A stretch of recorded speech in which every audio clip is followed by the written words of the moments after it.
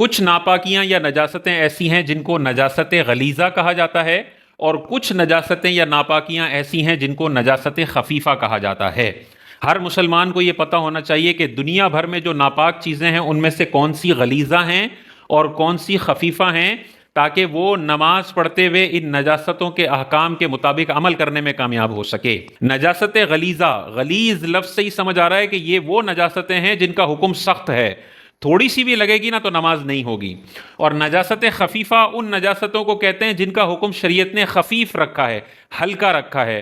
بہت زیادہ کپڑوں پر یا جسم پر لگے تب نماز نہیں ہوگی، تھوڑی بہت لگے تو شریعت نے اس کو معاف رکھا ہے، ہلکا حکم اس پر رکھا ہے۔ غلیظہ کے اندر رول یہ ہے کہ اگر 1 درہم سے زیادہ کپڑوں پر لگ گئی تو نماز نہیں ہوگی، اور اگر 1 درہم کے برابر یہ نجاست لگی ہوئی ہے تو اس کو صاف کرنا واجب ہے۔ اسی میں نماز پڑھ لی تو یہ ترک واجب، یہ نماز مکروہ تحریمی ادا ہوگی۔ اور 1 درہم سے کم ہے تو اس کو صاف کرنا، پاکیزہ کرنا، یہ سنت مبارکہ ہے، لیکن اس ناپاکی کے ساتھ بھی نماز پڑھ لی تب بھی نماز اس بندے کی درست ادا ہو جائے گی۔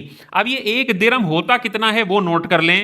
اگر نجاست لکوڈ فارم میں ہو، مائع جیسے پیشاب ہے، جیسے خون ہے، لکوڈ شیپ میں ہے نا، تو لکوڈ جتنی بھی نجاستیں ہیں ان کا 1 درہم ہوتا ہے ہتھیلی کی گہرائی۔ جو بندہ ہے جو اپنے بارے میں فیصلہ کر رہا ہے کہ یہ نجاست 1 درہم ہے یا نہیں، وہ اپنی ہتھیلی کو بالکل سیدھا کھول لے، ذرا سا بھی اس میں خم نہ ہو، گولائی نہ ہو، سیدھا کر لے اور نلکا کھولے، پانی بھرنے دے اس میں۔ جب یہ پانی ٹپکے گا تو جتنا پانی اندر آیا ہے، ٹپکنا بند ہونے کے بعد جتنا پانی اس میں آیا ہے، یہ ہتھیلی کی گہرائی کہلاتی ہے۔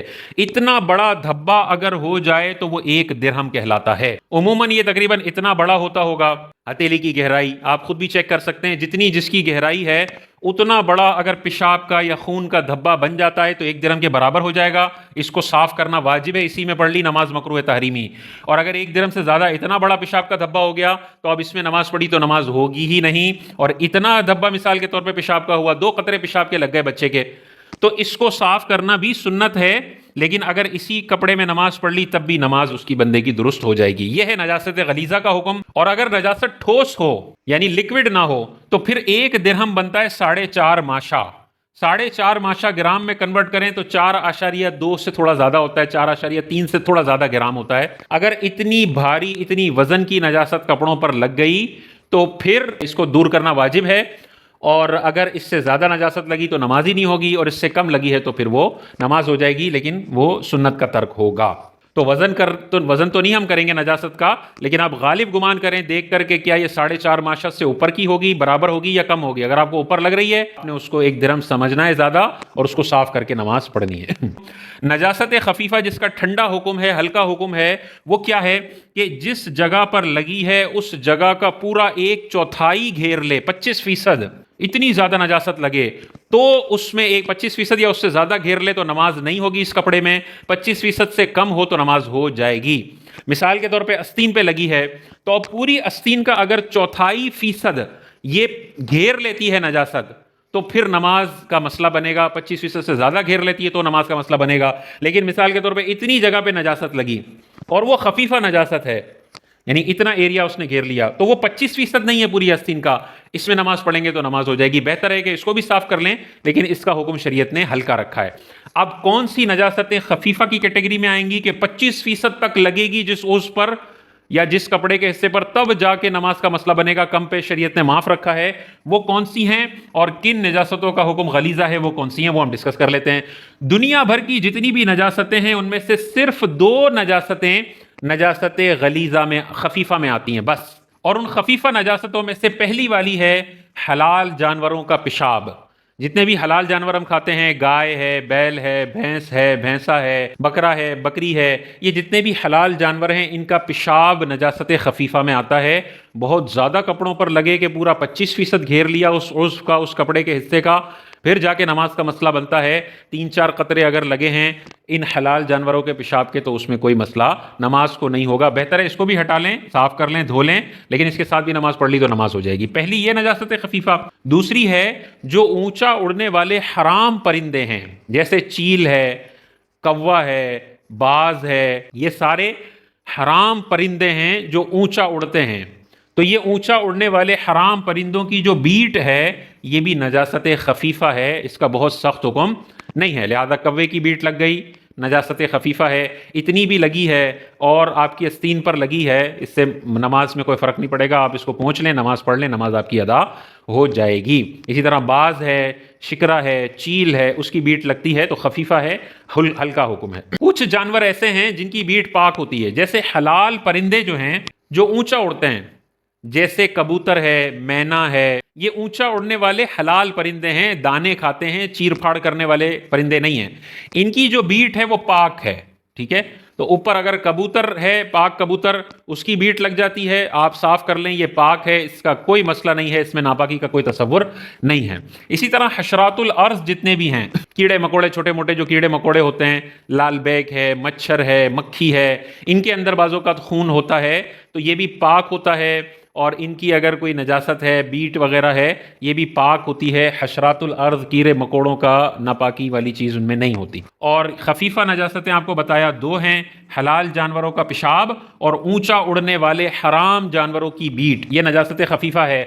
बाकी जितनी भी नजासतें हैं वो सारी गलीज़ा में हैं। एक दिरहम से ज़्यादा लगेंगी, नमाज नहीं होगी। एक दिरहम के बराबर होंगी, उनको दूर करना वाजिब है, नमाज वाजिबुल इयादा होगी अगर इसी में पढ़ ली। और एक दिरहम से कम लगी है तो नमाज हो जाएगी, लेकिन बेहतर है, सुन्नत है कि इसको भी दूर कर लिया जाए। वो कौन सी नजासत हैं? इंसानी जिस्म से निकलने वाली सारी नजासतें गलीज़ा में आती हैं। पेशाब चाहे एक दिन के बच्चे का हो, नजासत गलीज़ा है। मनी है, मज़ी है, वदी है, पखाना है, ये सारी नजासत गलीज़ा हैं। बहता खून है, पीप है, पेट से जो मुंह भर कै निकलती है, ये भी नजासत गलीज़ा है। चाहे एक दिन के बच्चे के पेट से उल्टी निकले तो दूध की भी उल्टी हो, एक दिन का बच्चा भी क्यों ना हो, ये नजासत गलीज़ा है। इसी तरह दुखती आंख से, आंख की बीमारी, अंदर आंख में बीमारी हो गई और उस बीमारी से कोई पानी निकलता है, ये भी नजासत गलीज़ा है। तो इंसानी जिस्म से निकलने वाली सारी नजासतें नजासत गलीज़ा हैं, कोई भी उनमें खफीफा नहीं है।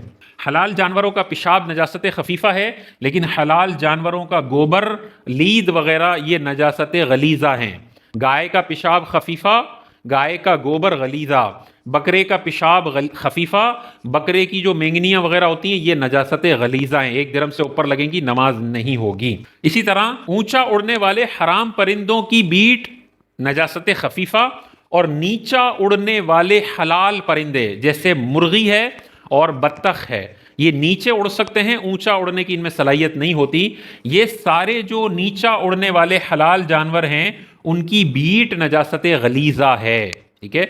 तो चील की जो बीट है और कव्वे की जो बीट है ये खफीफा नजासत है, और मुर्गी की बीट लग जाए तो ये नजासत गलीज़ा है, ठीक है वो हलाल जानवर, लेकिन उसकी नजासत का हुक्म सख्त है। और जो हराम ऊंचा उड़ने वाला परिंदा है उसकी नजासत का हुक्म हल्का रखा गया है। चौथा, बहता खून है, खुश्की के जानवरों का बहता खून। तो गाय ज़िबा की, उसका जो बहता खून है नजासत गलीज़ा। बकरा ज़िबा किया, उसके जो जिस्म से बहता खून निकल रहा है नजासत गलीज़ा है। जितने भी जानवर हैं, चाहे हलाल हों चाहे हराम हों, खुश्की के जानवरों का जो बहता खून है वो सारा का सारा नजासत गलीज़ा में आएगा। मछली के अंदर बाज़ों का जो रेड लिक्विड होता है, इसको शरीयत खून कंसीडर नहीं करती और ये पाक होता है, ये नापाक नहीं होता। मछली का खून जो बज़ाहिर लाल लाल होता है वो कपड़ों पर लग जाए उससे कोई मसला नहीं है, कपड़े पाक ही रहेंगे, नापाक नहीं होंगे। खमर जो है, अंगूर का शीरा बना के जो शराब बनाई जाती है, ये भी नजासत गलीज़ा है। कपड़ों पे लग जाए तो जैसे पेशाब से कपड़े नापाक हो जाते हैं, खमर से, शराब से भी कपड़े नापाक हो जाते हैं, और ये पखाना और पेशाब की मिसल गलीज़ तरीन चीज़ है और उसका हुक्म नजासत गलीज़ा में आता है। इसी तरह अगर कोई बकरा है, कोई गाय है और उसको हराम तरीक़े से ज़िबा किया जाता है, यानी कोई गैर मुस्लिम जो अहले किताब में से ना हो वो उसको ज़िबा कर दे, या मुसलमान ज़िबा करे और जानबूझकर उस पर बिस्मिल्लाह अल्लाह अकबर ना पढ़े, याद भी हो और ना पढ़े, तो ये मुर्दार है। और मुर्दार चाहे हलाल जानवर हो चाहे हराम जानवर हो, उसका गोश्त भी नजासत में आता है, नजासत गलीज़ा, और उसकी चर्बी भी नजासत गलीज़ा में आती है। हाँ, अगर जानवर को हलाल तरीक़े से ज़िबा किया गया, बिस्मिल्लाह अल्लाह अकबर पढ़कर, मुसलमान या अहले किताब ने ज़िबा किया, तो फिर ये जानवर जो है इसका गोश्त और चर्बी वगैरह पाक समझी जाएगी, सिवाय सूअर के कि वो तो नजिसुल ऐन है, उसको तो हलाल तरीके से ज़िबा भी कर दो तब भी उसका गोश्त, उसकी चर्बी, उसका सब कुछ नापाक है। सातवां जो नजासत गलीज़ा में आता है, जितने भी दरिंदे चौपाए हैं, 4 पांव वाले जानवर हैं और दरिंदे हैं, वो चीर फाड़ करने वाले जानवर हैं, उनका थूक भी नजासत गलीज़ा है। तो कुत्ता, कुत्ते का थूक पेशाब की मिसल नजासत गलीज़ा, शेर का थूक नजासत गलीज़ा, चीते का थूक नजासत गलीजा, भेड़िए का थूक नजासत गलीजा। तो ये मोटी मोटी चीजें मैंने आपकी खिदमत में जिक्र की। नजासत खफीफा दो तरह की हैं, उसके अलावा सारी नजासत गलीजा हैं। और ये हलाल जानवरों की बीट जो है वो जो ऊंचा उड़ते हैं वो पाक है, हशरातुल अर्ज की बीट और पेशाब पाक है, चमगादड़ की बीट वगैरह पाक समझी जाती है। ये जहन में रखेंगे और खफीफा और गलीजा के अहकाम जहन में रखेंगे तो बड़ी आसानी होगी आपको इस बात का फैसला करने में कि किस नजासत को मैंने धोकर नमाज पढ़नी है और किस नजासत के साथ अगर मैं पढ़ भी लूं तब भी नमाज बहरहाल अदा हो जाएगी। तो